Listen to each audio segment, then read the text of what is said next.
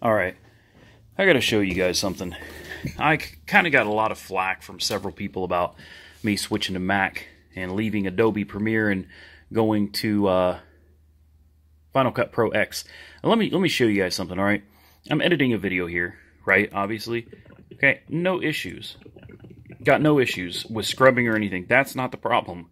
The problem is the instability of this damn app. I mean, I have never seen an app designed for professionals. And keep in mind, I don't use this like a hardcore Adobe professional. All right, my videos are pretty simple. My timelines are pretty simple. This is really too much app for the simple tasks that I use, but I really like Adobe. But let me show you something. All right, I'm coming over here and I'm like, hey, I need to do some color grading. So I go to color. Oh, that's it. Just a black screen. Now, if I didn't know Adobe, I wouldn't know what to do from here. I would be stuck. And God forbid if I hadn't saved my work recently.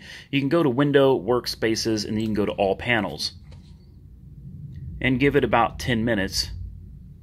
And there you go. It brings your workspace back. Where you can, again, scrub, no issue. But again, okay, we've got effects. I've got audio. Graphics. I have everything, but I cannot access my color grading. I can't sharpen. I can't do anything with color grading. Yes, the app is updated. There's nothing wrong with it. I've already restarted the computer. I've restarted Adobe.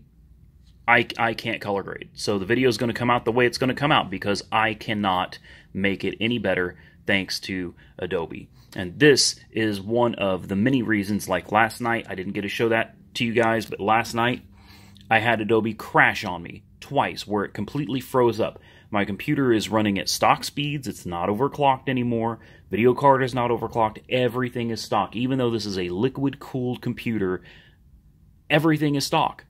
Everything was put together, carefully bought, purchased, assembled specifically for using Adobe Premiere Pro. And for some of the people that said, well, it's an AMD thing, look, it's not an AMD thing. Why do you think I switched to AMD from Intel? I was having similar issues, and that was with a different motherboard, different processor, different RAM, different video card, different hard drive. Like, I've built so many computers with different setups, all using brand new parts, and I always end up with the same freaking issues with instability within Adobe.